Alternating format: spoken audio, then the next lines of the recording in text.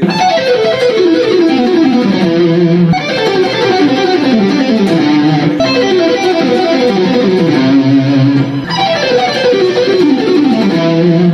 guys, I've got a really special piece of vocabulary for you today. This is pretty much a direct lift of John Petrucci's run on one of his Breaking All Illusions solos for Dream Theater. When I first heard this riff, I just thought it was the coolest thing ever.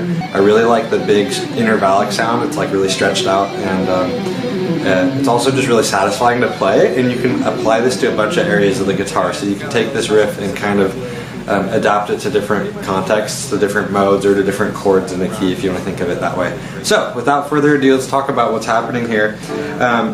We're in the key of E minor, and I'm looking at a 3-note per string scale that starts on G on the top string, so starting on our 15th fret. And it's a 3-note per string scale that has an overlapping note. It's not one that actually, you know, obeys all the rules of the scale. It shifts over at the bottom 2 strings.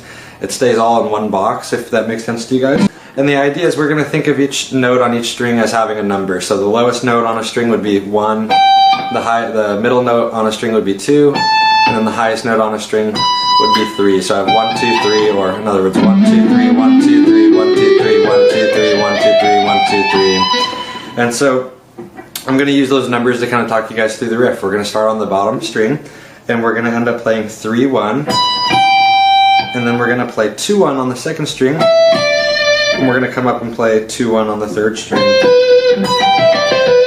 And we're going to kind of start this logic over from the second string. So the logic was 3, 1, 2, 1, 2, 1. Now I'm on the second string for 3, 1, on the third string for 2, 1, on the fourth string for 2, 1. So if we put those together,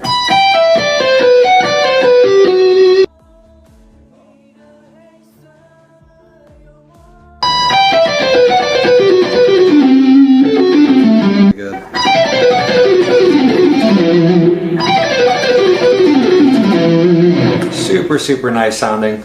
So that's great and all, and it actually works over a really wide context. I'll say, like, you can put it over practically any chord in the key and it sounds great because there's so much info from the scale there. It's not stuck to any particular context, but we don't really want to be trapped in one area of the guitar, you know, every time that we want to pop this in. We want to make our vocabulary versatile and figure out ways to you know, shift it over to other positions, up to other modal scales, if you want to think of it that way. So what I went and did with this is I just tried it in some different areas. I basically pushed the whole scale, or the whole riff down a step in the scale.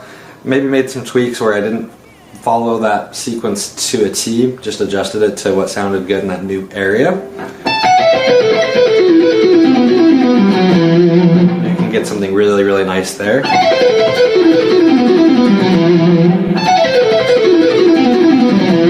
I'll throw a tab up for that one. I won't bore you guys with walking through it, but it's roughly, you know, inspired by the same logic. You can take it over to start on 14 on the bottom string, get something definitively like Mixolydian sounding.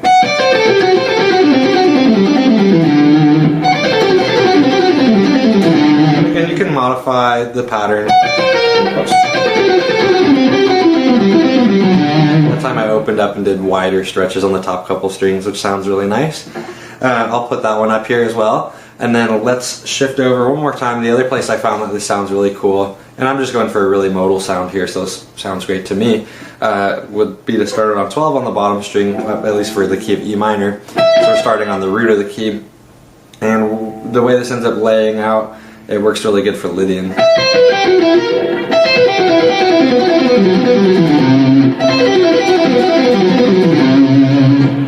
So super sweet, and again, it doesn't have to be locked in there. I just so happen to be kind of landing in these particular root notes that you know, imply a certain mode or imply a certain chord of the key. But there's so much scale detail there, and there's so many cool little half steps between strings. I think this just sounds good anywhere. Yeah, I just love the way that stuff sounds. So hopefully you guys enjoy that as well, and see what you can come up with.